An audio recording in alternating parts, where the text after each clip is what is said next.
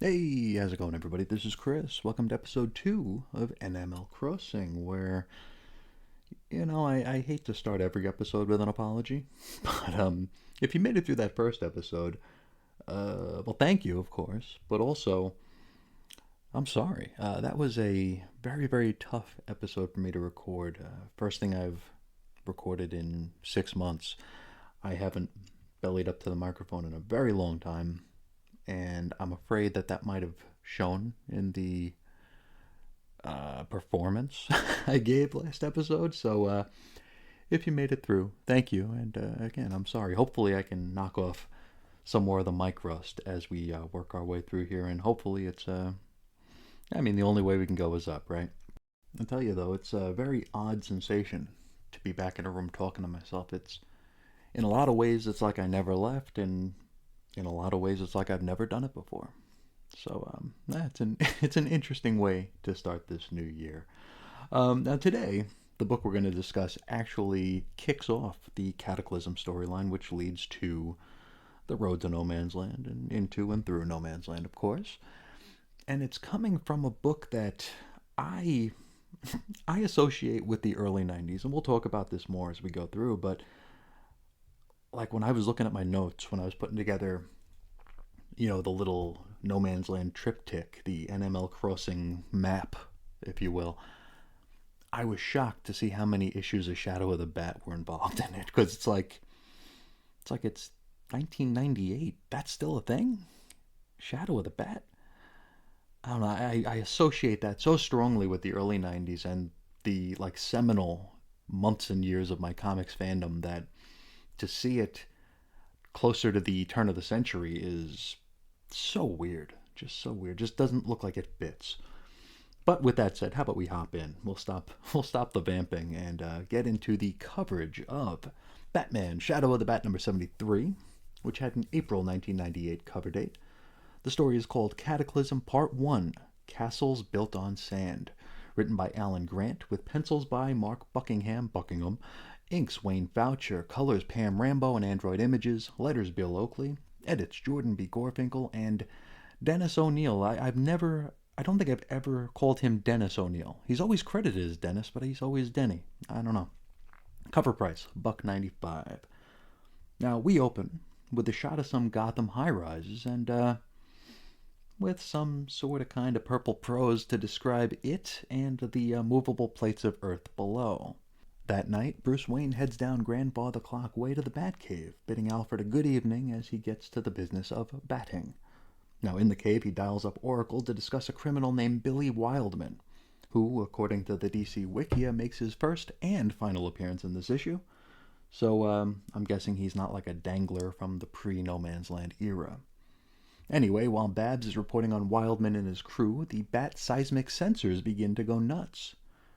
Perhaps it's worth noting it is 7:03 p.m. It probably is worth noting because we're going to be revisiting 7:03 a fair amount early on. Now, before we know it, the entire cave is shaking. All of the Bat computers are drawn back into like these Kevlar canopies, like they retract to protect them from any falling damage or, I guess, falling over themselves. Those famous Bat souvenirs, however, aren't quite so protected. So, like that big T Rex, the giant penny, and the Joker card, they're just flipping and flopping all over the place. Oracle loses contact with Batman, all lines of communication to the cave are down. Just then, the clock tower starts shaking. Of course, the clock tower is where Oracle operates. Barbara is knocked over, out of her wheelchair, and she cracks her head on the corner of a nearby desk. Meanwhile, Alfred is taking care of some evening chores while singing a lick of Al Jolson's The Anniversary Song. Wayne Manor starts shaking, the floor opens up, and Alfred falls into the abyss below. In fact, Wayne Manor altogether implodes on itself. The entirety of the place plummets into the cave. Speaking of the cave, well, the place is still shaking, and pretty much every way out has been rendered inaccessible. Batman frantically attempts to flee, but, well, he can't. There's nowhere to go. He winds up falling into a rerouted underground stream and finds himself KO'd by a rock. And so he drifts down current, completely unconscious. From here we hop into very recent flashback land, 3 minutes before the quake. We're at the Gotham Midtown Mall with Harvey Bullock, who's buying some double Corona cigars. Now, out of the corner of his eye, he notices Billy Wildman, and he heads over to, well, question him at gunpoint. On a nearby rooftop, Anarchy is also watching Billy Wildman. Anarchy is another name that I don't associate with this era. He seems like an early 90s kind of guy. Anyway, as Anarchy leaps toward the baddies, the quake hits. Now, the entire Midtown area is almost instantly destroyed. It's really like a hell of an image to take in. It's very, very well done. Though, again, there is a lot of like purpley captions to describe it, and I mean, there's nothing wrong with that. Anyway, Anarchy nearly falls to his doom during the quake, but manages to tuck and roll, which I'd assume is no small feat in that weird roby costume that he wears. Now, he and Bullock both retreat, taking cover in some, like, playground tube thingy. Like, they both enter the tube on either end, and they meet in the middle, where Harvey immediately tells the kid that he's under arrest. Anarchy, he was never a favorite of mine, so I couldn't tell you exactly what he did, though Bullock does tell us that Anarchy is an escaped criminal. Anyway, while in the tube, the quake stops. As they exit, however, Bullock realizes that there's a gas leak overhead, as well as some highly inconvenient sparking wires, and so, boom, a giant explosion. Harvey pushes Anarchy out of the way of the blast before arresting him again. Now, it's here that Anarchy points out that, something big just happened, and, well, there are some people calling for help nearby. The people need help, so what are we going to do here, right? Are you going to shoot me? Are you going to arrest me? Or are we going to help people? And Bullock kind of stands down. Anarchy runs off, and Bullock follows. We don't know if he's following to help or to arrest. Well, I guess maybe we'll find out later. Now, back at the clock tower, Barbara comes to. Thankfully, and somewhat conveniently, all Wayne properties, except Wayne Manor itself, have been fortified against earthquakes, which is something that Bruce insisted on, even though he was mocked for it by board members. As Barbara wonders where Batman and her father currently are, we also learn that all Wayne-owned buildings are fully wheelchair accessible. She heads outside and takes in the damage, and, the city is basically done. She sees a man frantically digging through the wreckage, attempting to pull his wife from their car, though from our vantage point we can see that it's too late to save her, and that she never actually had a chance. From here, Barbara heads over to Police HQ, which is like just barely and partially standing, which makes her wonder a little bit more about the whereabouts and safety of her father. She also spots an officer sitting in the rubble crying, and she goes over and is like, hey dude, snap out of it. Whatever you're going through, get over it. We got people to help. From here, we jump back to Wayne Manor, or I guess the place that used to be Wayne Manor, because it is an absolute disaster.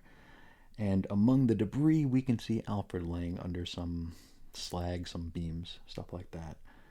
And we close out the issue down below, where Batman hangs unconscious from a stalagmite jutting out from where that underground stream turns into an underground waterfall.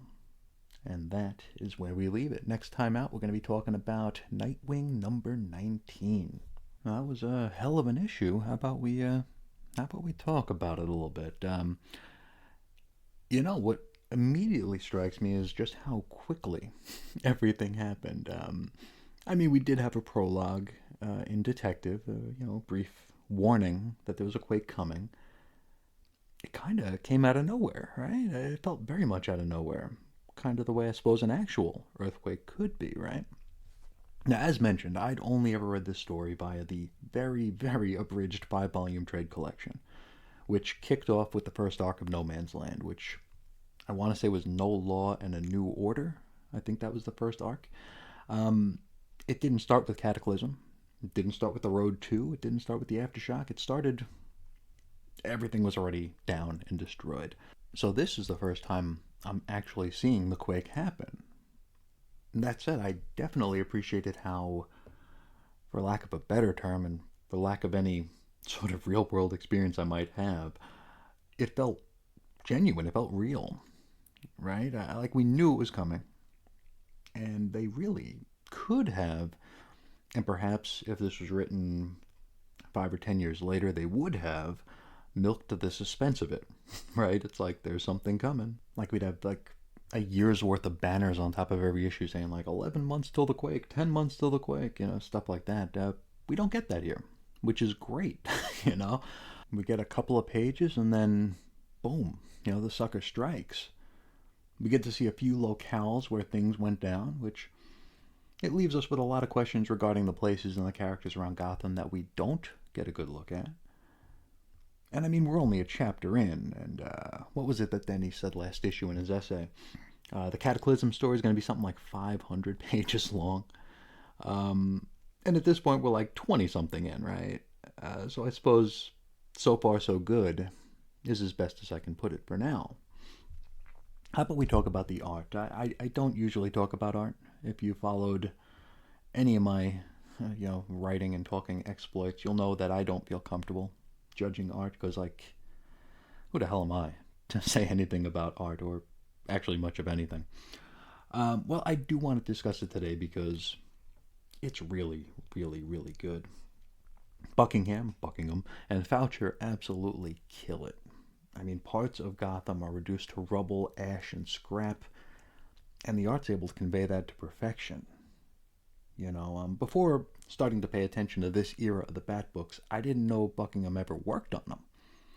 I think I discovered his work probably during the Paul Jenkins run on Peter Parker. I mean, I was a Marvel guy for most of my life. That Peter Parker run was really, really fun, and Buckingham killed it over there as well. I'm also familiar with him from his time on Titans, which was another really, really good-looking book. Now, across the table, we've got Alan Grant, who is a great writer. Though, if you were paying attention, I did mention that the prose did trend a little bit purple, which, again, nothing wrong with that. But, to be honest, it kind of pulled me out of the story a little bit. I don't want to project, but it felt a little too impressed with itself and how it described the disaster and destruction of Gotham. I'm kind of two minds on it. I mean, because for such a monumental scene for the time, I suppose some fancy, almost lyrical prose might be appropriate. But it didn't quite land for me personally, is all. It got the point across. It conveyed the magnitude of, the situation. So I don't know, I'm just talking out my ass at this point. Now let's wrap up with a brief discussion on the title itself. Shadow of the Bat. I mentioned this earlier on. I can hardly believe that this was still a thing at this point. It's not going to survive No Man's Land. The last chapter of this mega event actually happens in the final issue of this series. But like I said, when I was doing my research and I saw that something like 20 issues of Shadow of the Bat are part of this run, I was completely taken aback and, to be honest, quite annoyed that I was going to have to dig through bins to buy issues of Shadow of the Bat. My No Man's Land era Bat book run, I probably had 2/3 of the books in individual issues. I had the trades, of course, which were not near as complete as I would have liked them to be. But I don't have many Shadow of the Bats from this era. I didn't know it was still a thing. So, in the interim between when I decided to do this project and now, I have collected most of the Shadow of the Bats that I've needed. I've collected most of everything that I've needed. There are a couple of books that are still eluding my grasp. A couple of the spendier ones. Not the spendy one, because we're not getting the... I'm not getting the original first printing of the Harley Quinn one-shot, because I'm not spending that kind of money on that. I'm going to be using a reprint for that, but we do have some moderately spendy books. We have the second, third, fourth, and fifth appearances of Harley. We got Cassandra Cain's first appearance. We got a few that we got to track down, but I'm not worried about that at all. Those will show up when they show up, and I'm sure I'll get my grubby hands on them in time to cover them for whenever they come up in the rotation. To be honest, the title that I was most nervous about trying to collect was, I think there are 7 issues of Catwoman that tie into Cataclysm and later on into No Man's Land, and Catwoman doesn't show up in the bins too often. I don't know if it was never a hot seller back in the 90s, or short printed or whatever, but I thought those were going to be difficult to find, and then I found them like in an afternoon, and they were cheap. I think they were like $2 each, so that was a that was quite a relief. Anyway, back to Shadow of the Bat. This book started off so hot back in, was it 92 or so? It was around Batman Returns, I think. I mean, at least in the circles I ran in, it was a pretty hot book. It came with that poly bag. It had the painted cover. It was just a really, really good looking book. And once that first arc, the last Arkham ended, it kind of fell off our radars entirely. I think I personally bought like an issue or two following the last Arkham. I think it was a story about like a character called the Black Spider, which it didn't have like the gravitas, for lack of a better term, that the last Arkham did. And I quickly fell off of it. And like I said, to see that this book was still coming out all those years later was quite a shock. And it was actually in reading that opening arc of Shadow of the Bat that I came to realize how much trouble my like silly addled mind was going to have in dealing with characters who starred in several books a month. You see, there was a very, very good cliffhanger. I think it was Shadow of the Bat #3. And in the last Arkham, Batman's committed to Arkham Asylum, and it's a good story. But the cliffhanger at the end of 3 had Batman cornered in Arkham by like the entire Rogues Gallery. Like there's no way out. And I just couldn't wait for the next issue to hit. And we went to the comic store like 3 or 4 times a week, even if we didn't buy anything. We just went there because it's what we did.